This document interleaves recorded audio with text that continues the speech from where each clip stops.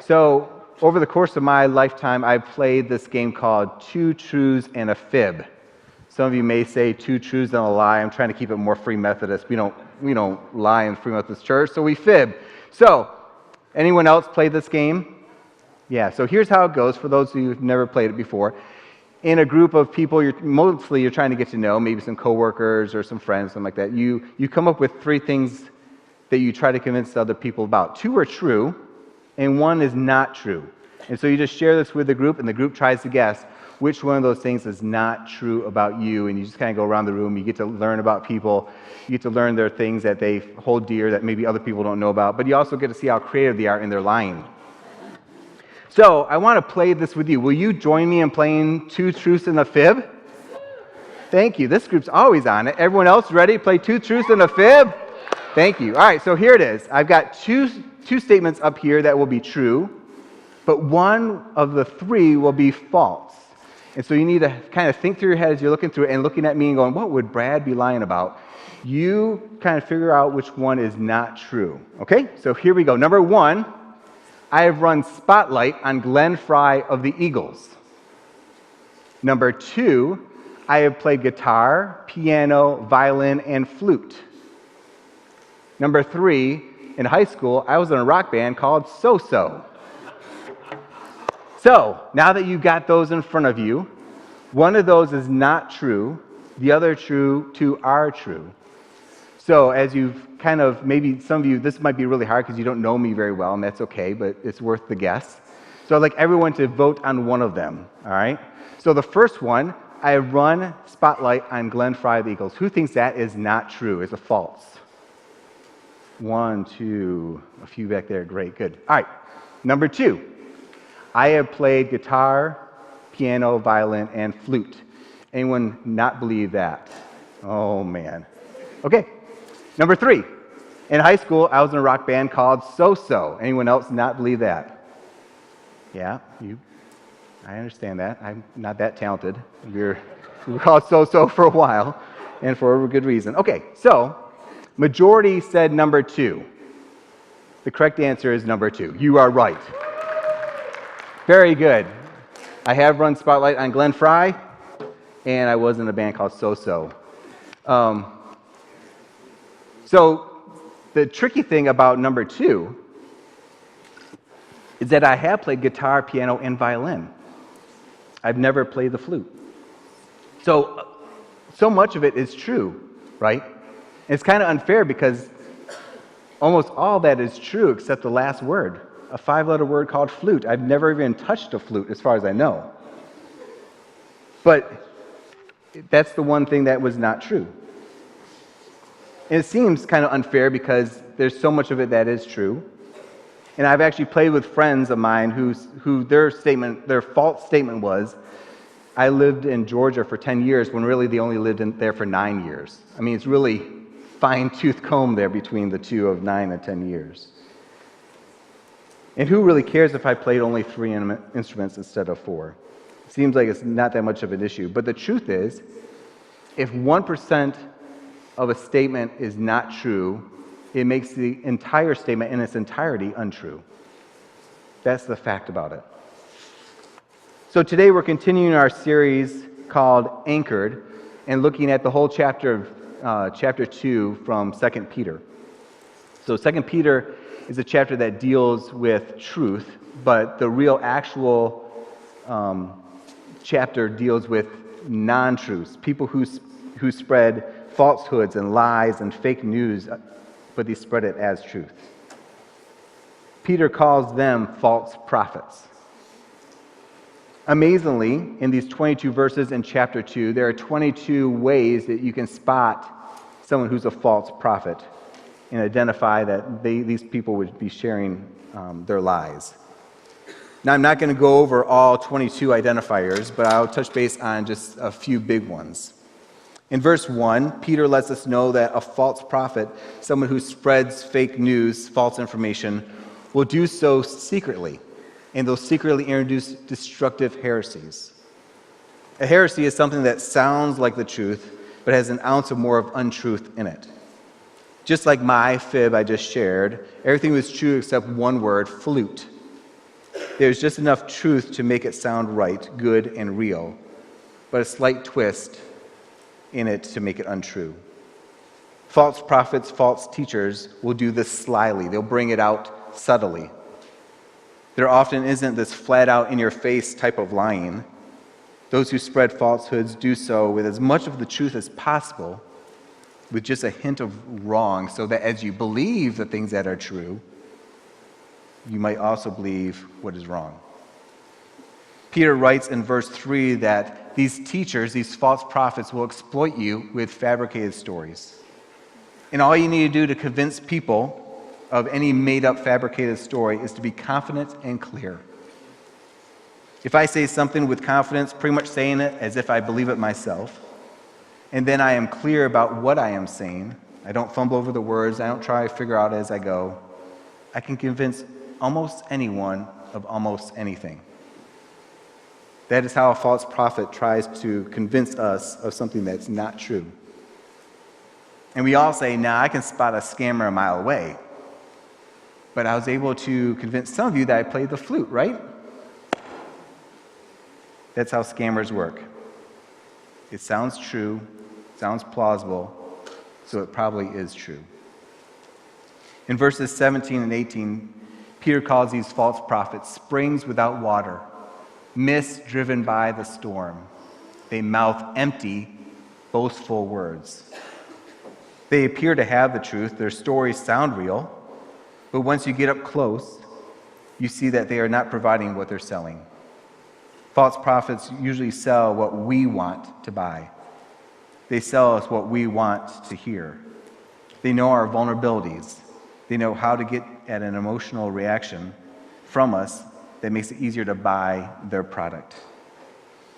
Even though false prophets are sly and subtle, Peter does remind us that they are also bold and arrogant. It takes guts to intentionally lie to someone, to lie about big things, especially like eternal things, like heaven and hell, someone's salvation, eternal things, big things. And messing with God's truth takes a person who thinks that they can get away with it and confident that they won't get caught. Secondly, Peter says in chapter 2, verse 1, that not only are they bold and arrogant, but they're bold and arrogant to the point where they're willing to deny the sovereign Lord. Peter is one of Jesus' closest allies. Jesus spent most of his time with three people, Peter, James, and John, who I like to call Pete, Jimmy, and John. Before Jesus was crucified on the cross for our sins and our wrongs, Peter denied knowing Jesus 3 times. He was given the opportunity 3 times that day to say that he knew that Jesus was the sovereign Lord, the Messiah, the King of Kings, the Lord of Lords. Yet each time he denied knowing who Jesus was, denied knowing Jesus as a partner in ministry, denied knowing Jesus as a friend. Peter was an expert in what denial of God was all about and what it meant. He knew the impact of such a claim. So if someone is speaking what appears to be godly truth, yet denies who Jesus is as our Savior, the Son of God, the Messiah, the Prince of Peace, then you know that he's a false prophet or she's a false prophet because Peter says that. Thirdly, a false prophet will promise freedom, but it leads to bondage. Verse 14 says, they, the false prophets, promise them, us, freedom, while they themselves are slaves of depravity. For people are slaves for whatever has mastered them. They will say, if you do this, if you only believe that, then you'll be complete, whole, free from all that entangles you. And the truth is, we want to be complete, whole, and free. We long for that because we were made for that. God created us to be free creatures, free to love and to serve him and others. However, false prophets point people to a self-centered, self-imprisoning gospel. It is all about you and your wants, rather than about God and what he wants for you. The truth is that we're exchanging one bad habit or one master for another bad master. Peter says in verse 14, that they seduce the unstable. When we are not what we think we should be, we experience instability. We allow outside thinking to mold us and shape us. We give up one bad habit to take on another bad habit. And maybe you started, I saw a couple of you started 2019 with a resolution. Yay, that's great. But what they promise on TV is often just a change of prison cells. Take, for example, all the weight loss, gym membership, and exercise equipment commercials you've seen over the past 3 weeks.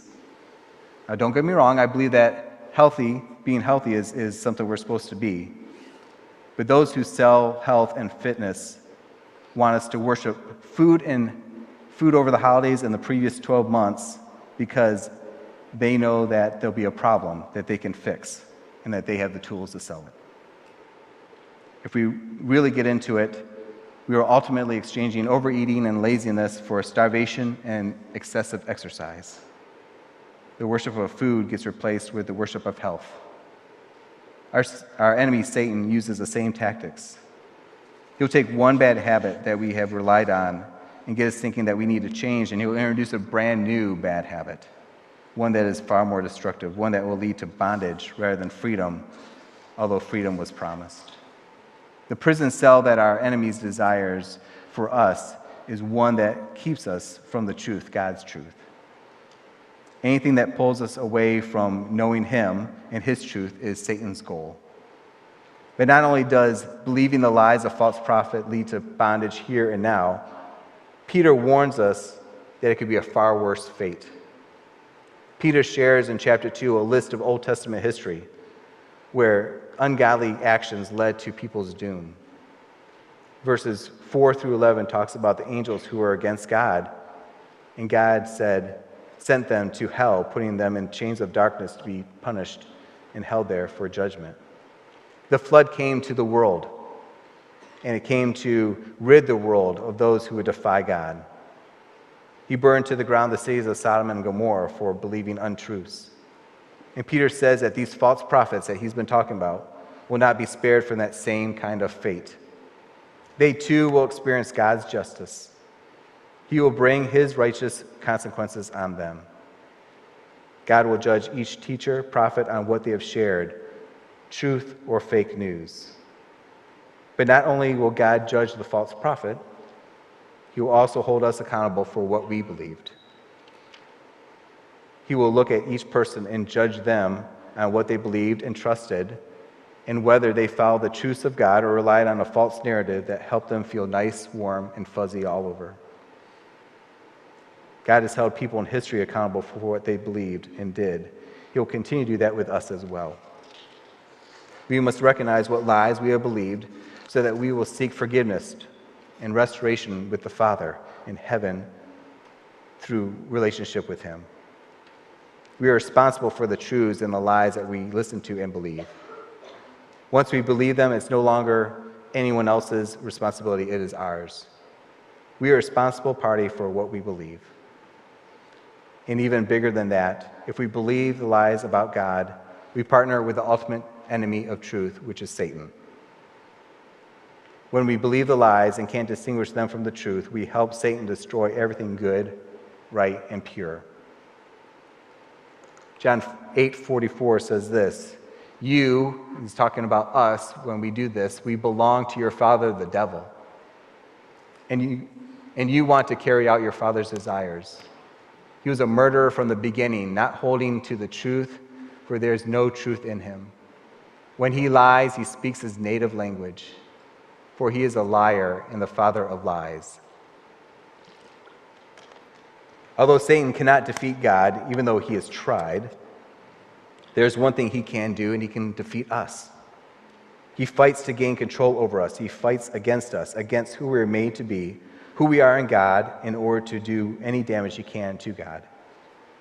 He will use whatever means possible to steer away from the truth, away from God's truth, presence, and life. He is the source of lies. His lies are usually just a skewed version of truth, just a degree or two off. It all started back in Genesis when Adam and Eve were tempted by Satan with the a lot of the truth and a little bit of a lie. Jesus was tempted by Satan's lies just before his ministry went public. Each of those temptations were close to the truth, but wasn't the full truth.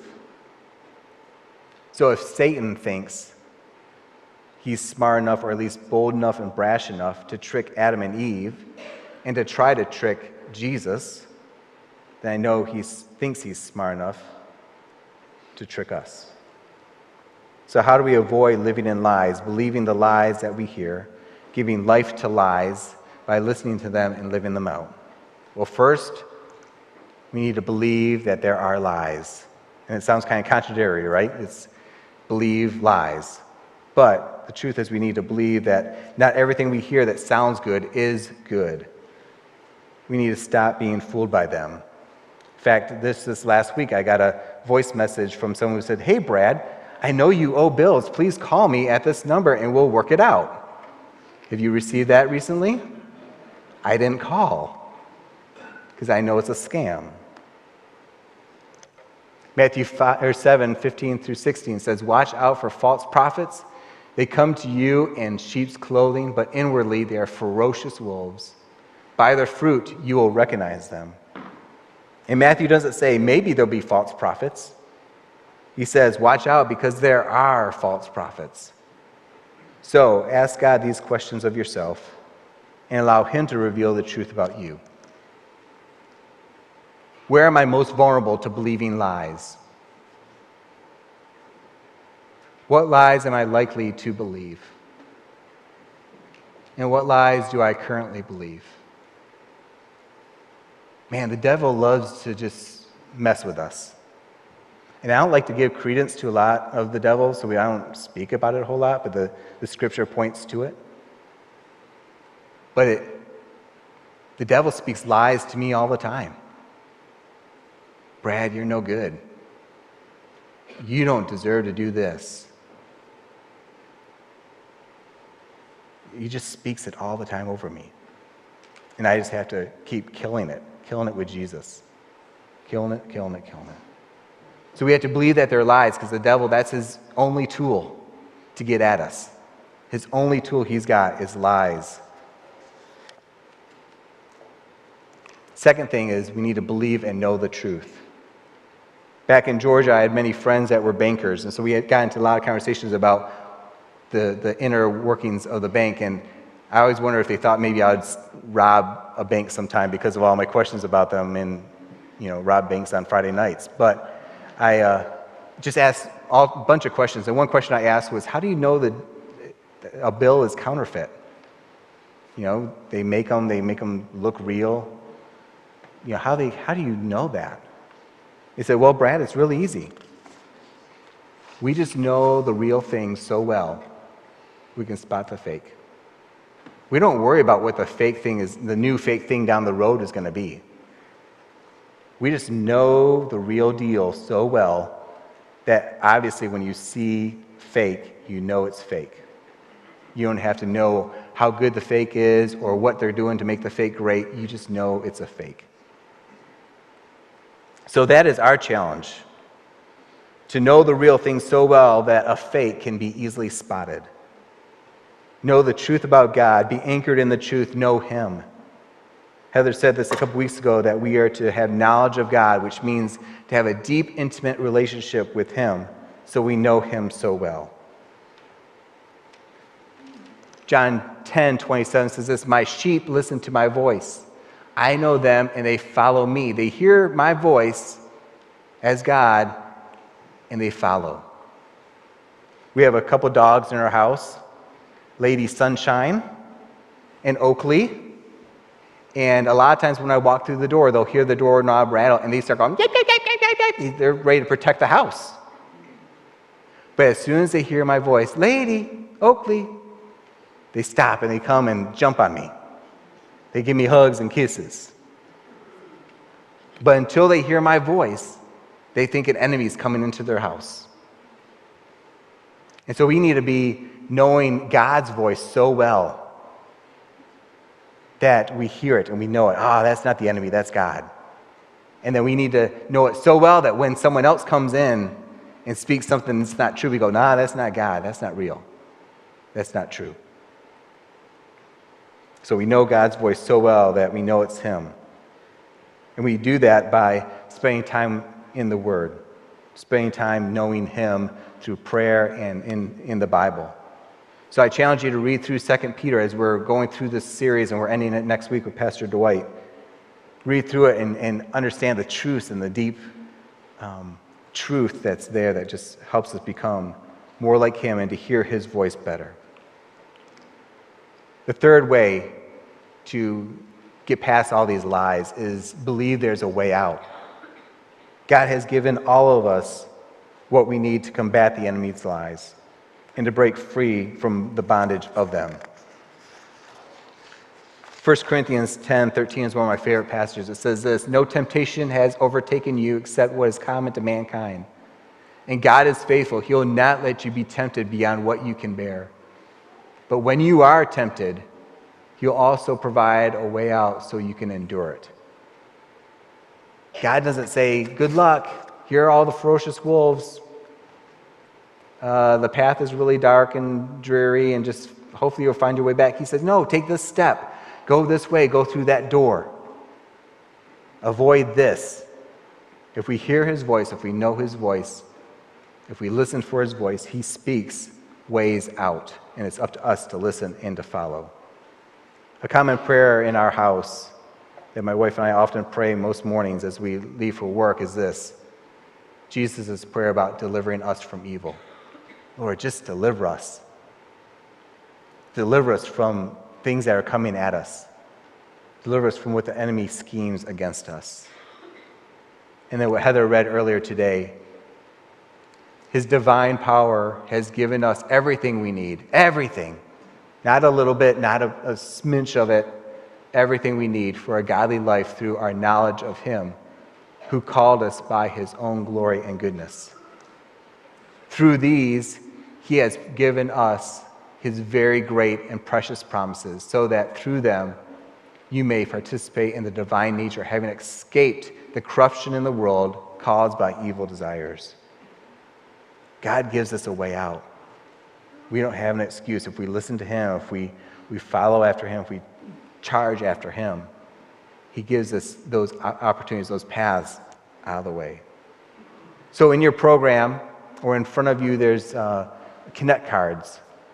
Love for you to pull that out and ask God, God, what do you want me to do with this? What do you want me to do with 2 Peter chapter 2? What is God speaking to you through this? And so here are some things. He may be speaking something totally different than what I'm going to put up here, but these might be helpful and prompters for what God is speaking to you. One is stop believing the lies. Stop believing them. Hear what God is saying about you. Listen to his voice, but say, God, I'm not going to listen to those lies anymore. I'm done. I need to follow what you say. And ask God, what lies have I been believing? What lies am I trusting in that I shouldn't be trusting in? Second thing is get anchored in the truth. Read his word. Pray. Get focused on who he is. Know him so well that you can spot anything that's false. Third is to trust that God has a way out for you. So when you get in a tough situation, know that he's got a plan for you to get out. When you start believing the lie that the devil has in store for you, know that he's got truth that will combat that lie. So as the band plays and as we receive our offering, if the ushers could come forward, we'll receive our offering at this time. Ask God, God, what do you want me to do? How do you want me to move forward when lies are just bombarding me all the time? When I'm experiencing these untruths, this fake news, help me to know the truth. Lord, I thank you so much. I praise you so much for the fact that you are clear about your truth. You love us so much you gave us truth, and you're available to share that truth with us.